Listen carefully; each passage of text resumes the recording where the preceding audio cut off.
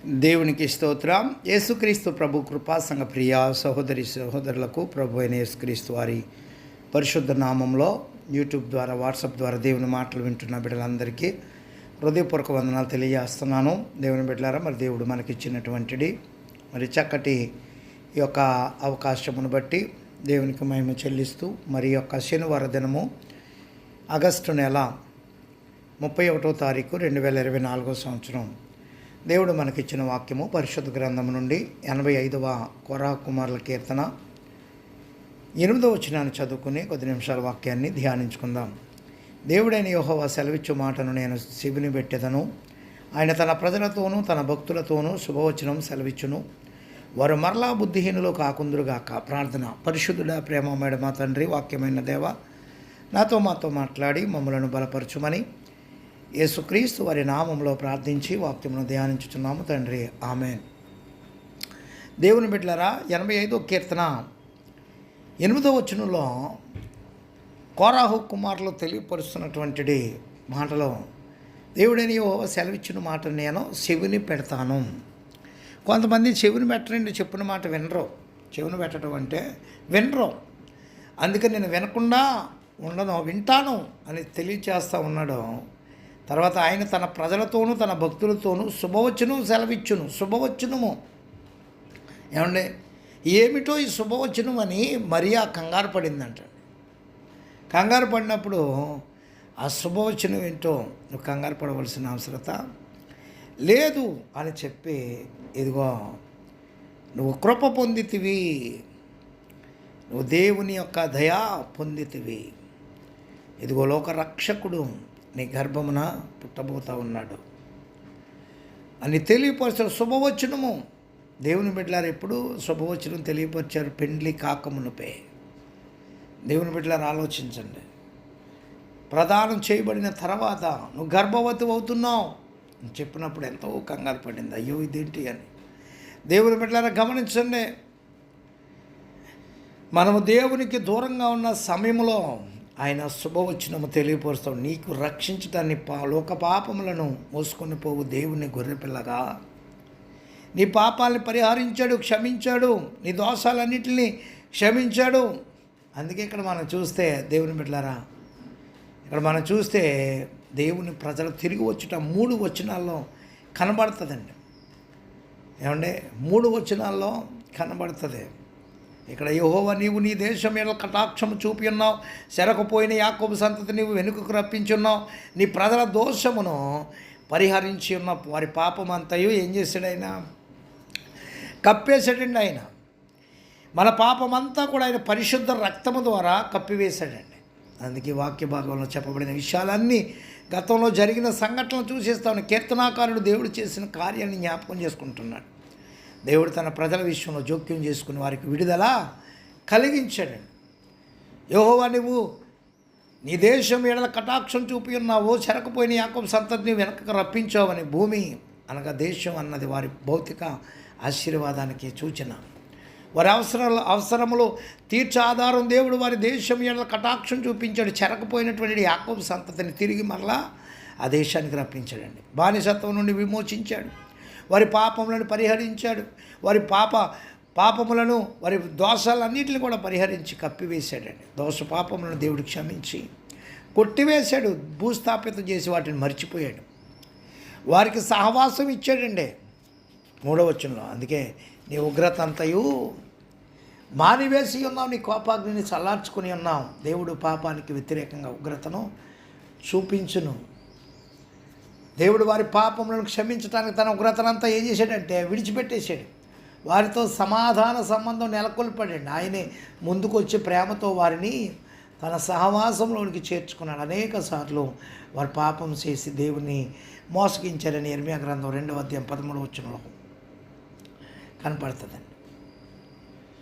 దేవుని బిడ్డలారా గమనించండి, ఏమన్నా ఆత్మీయ జీవితంలో అంతకంతకు ఎదగాలి. ఒకనొక సమయంలో తెలియజేస్తున్న మాట ఇక్కడ ఏమంటే, ఒక అమెరికా దేశంలో ఒకసారి ఘోర రైలు ప్రమాదం చోటు చేసుకుందంటండి. ఒక ఎక్స్ప్రెస్ రైలు పట్టాల మీద ఆగి ఉన్నదంటండి. కొద్ది సమయానికి అదే పట్టాలపైన గూడ్స్ బండి రావాల్సి ఉంది. అయితే దానిని ఆపడానికే ఒక జెండాని చూపమని ఒక వ్యక్తిని పంపించారంటండి. అయితే అతను ఆ జెండా ఊపాడు, కానీ గూడ్స్ రైలు వచ్చి ఆగి ఉన్నటువంటి ఎక్స్ప్రెస్ని గుద్దేసిందండి.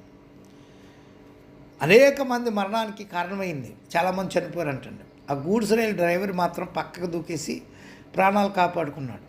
తర్వాత విచారణలో ఎందుకు జెండా చూసి కూడా నీవు రైలు ఆపలేదని ప్రశ్నించినప్పుడు అతను చెప్పిన సమాధానం అంటే, నాకు కనబడిన జెండా పసుపు పచ్చది కనుక నెమ్మదిగా వెళ్ళమని సూచించారని తలంచి ఆపలేదని చెప్పాడండి. ఆ జెండాను పరిశీలించినప్పుడు అది వాస్తవానికి ఎర్రదే అంటగానండి, కానీ చాలా కాలం అయిపోవటం వలన దానినే ఉపయోగించటం వలన దాన్ని ఎర్ర రంగు ఏమైపోయిందంటే వెలిసిపోయి పసుపు రంగు మారిపోయిందంట. అలాగే మన క్రైస్తవ జీవితాలు కూడా ఉద్యోగం లేకపోతే మాసిపోయిన జీవితాలు అవుతాయి. అవి అనేకుల జీవితాలకి ప్రమాదకరణం అవుతాయని ఇక్కడ తెలియచేస్తూ ఉన్నాడు. అందుకే ఉజ్జీవింపబడాలి. మనం దినదినము ఎంతగానో ఆత్మీయతలో ఎదుగుతూ ఉండాలి. వారు దేవుని అసంతృప్తి పరిచారని 85 కీర్తన 4-5 వచనాల్లో కనబడుతుంది. మా మీదనున్న నీ కోపం సాలించుము, ఎల్లకాలం మా మీద కోపగించదవా, తరతరములు నీ కోపం సాగించదవా. వారి సంతోషమును కోల్పోయారండి. నీ ప్రజల్ని యందు సంతోషించినట్లు నీవు మరలా మమ్మల్ని బ్రతికించవా అంటూ ఉన్నారు. ఉజ్జీవింప చేయమని ప్రశ్నించటంలో కీర్తనకారుడు తమ సంతోషమునకు వారిని పునరుద్ధరించమని, పునర్జీవింప చేయమని ప్రార్థన చేస్తూ ఉన్నాడు. మరలా మమ్మల్ని బ్రతికించు అంటున్నాడు.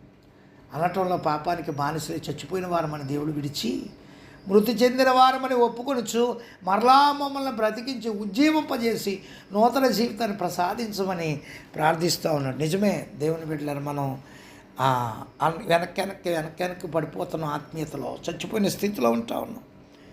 అందుకని ఎప్పుడూ కూడా నూతనపరుచుకుంటూ ఉండాలి. దేవుని ప్రజల అభ్యర్థన 4-7 వచనాల్లో ఈ వాక్య భాగంలో మేము అన్ని మాటలు వాడబడ్డాయి. కీర్తనకారుడు మరియు ఆరాధనలో ఈ కీర్తన పాడుతూ ఉన్నారు. తమ ప్రజలందరి రక్షణ కొరకు ప్రార్థించుతున్నారు. దేవుడు ప్రతి సమయంలో తనకు శ్వాసం ఉంచుకుంటాడండి. వారు దేవుని కృప కొరకు ప్రార్థిస్తూ ఉన్నారు. దేవుడు వారి ప్రార్థన ఆలకించి వారిని ఉజ్జీవింప చేయటానికి, దీవించడానికి వస్తాడండి. ఈ అభ్యర్థన దేవుని గుణలక్షణాలపైన ఆధారపడం. మా రక్షణకర్తవగు దేవా, మా వైపునకు తిరుగుము అంటూ ఉన్నారు. 4వ వచనంలో మా రక్షణకర్తవకు దేవాన్ని దేవుణ్ణి సంబోధిస్తూ ఉన్నారు. రక్షణ అన్నది దేవుని నిజ స్వభావం. దేవుడు రక్షించగల సమర్థుడు. యెషయా గ్రంథం 28వ అధ్యాయం 21వ వచనంలో కూడా ఉందండి. దేవుడు తన ప్రజలను రక్షించుట యందు ఆనందము కలిగి ఉంటాడని. ఈ అభ్యర్థన దేవుని నిబంధన ఆధారం చేసుకుంటూ ఉంది. 85వ కీర్తన 7వ చరణంలో యెహోవా నీ కృప మాకు కనుపరచుము, నీ రక్షణ మాకు దయచేయము. నీ కృపాని పదం దేవుని ప్రేమకు నిదర్శనం అండి. అది ఆయన నిబంధన ప్రేమ. ఆయనే మొదట జోక్యం చేసుకుని తన ప్రజలతో నిబంధన సంబంధాన్ని కలిగి ఉన్నాడు. వారు దేవుని నిబంధనను మీరి ఆయనపై తిరుగుబాటు చేశారు. అయితే దేవుని వైపు నుండి నిబంధన సంబంధం తెగిపోలేదండి. ఆయన కృప ప్రేమలలో మార్పు లేదు. దానిని బట్టి కీర్తనాకారుడు మమ్మలను తిరిగి బ్రతికించమని ప్రార్థిస్తూ ఉన్నాడు. ఎండిపోయి వాడిపోయి నశించుటకు సిద్ధంగా ఉన్న జీవితాలను దేవుడు నూతన జీవితంలో పునరుద్ధరించి బాగు చేస్తాడండి. అలాగే 85వ కీర్తన 8-13 వచనాల వరకు చూస్తే ఏమండి, తన ప్రజలకు శుభములు సమాధానం కలిగజేస్తాడని, ఆయన తన ప్రజలతోనూ తన భక్తులతోనూ శుభవచనం సెలవిచ్చినని. శుభములు అనే పదానికి సమాధానం ఆయనే. సమాధానం అర్థం కూడా ఉన్నది. దీని అర్థం పరిపూర్ణత మరియు క్షేమం. ఇది ఆత్మీయ, భౌతిక మరియు మానసిక సంక్షేమానికి చెందింది. వ్యక్తిగత జీవితంలో ఇతరులతో, తన చుట్టూ ఉన్న వాతావరణముతో మరియు దేవునితో సమాధానం నెలకొల్పుతాడు. తన ప్రజలకు ఆయన రక్షణ కలిగజేస్తాడు. ఆయన రక్షణ ఆయనకు భయపడి వారికి సమీపంగా ఉంది.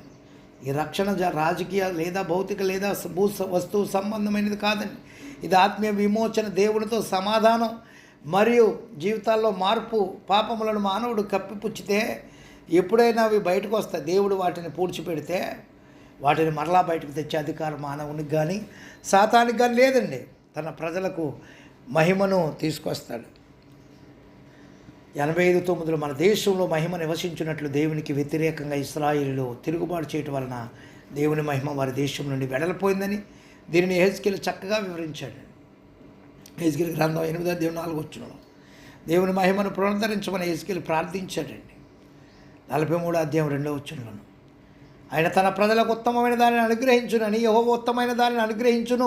దేవుడు కేవలం ఉత్తమైన ఈవులనే తన బిడ్డలకు అనుగ్రహిస్తాడు, కానీ చెడ్డవాటిని పనికిరాని వాటిని ఇవ్వడని యాకోబు 1:17 నీతి మార్గంలో మన కొరకు ఆయన అడుగుజాడలు ఉంచి నడిపిస్తాడు. దేవుడు చేసిన ఉపకారములకు ఆయన ప్రజలు చేయవలసింది హృదయాల్ని దేవుని తట్టు త్రిప్పి ఆయన మార్గంలో నడుచుటయే, ఆయనను వెంబడించి ఆయన సహవాసం నూతన జీవంతో కొనసాగటం అని ప్రభునామంలో తెలియజేస్తూ ఈ మాటలు ముగిస్తున్నాను. దేవుడి కొద్ది మాటలు మన వినికిడిలో దీవించునుగాక. తండ్రి కుమార పరిశుద్ధాత్మ ద్రేక దేవుని దీవెన మనెల్లరకు తోడయుండి కాపాడునుగాక. ప్రభు పనిలో మీ ఆత్మీయ సహోదరుడు పాస్టర్ ఎలీషా రాజు మస్కట్ నుండి. God bless you all.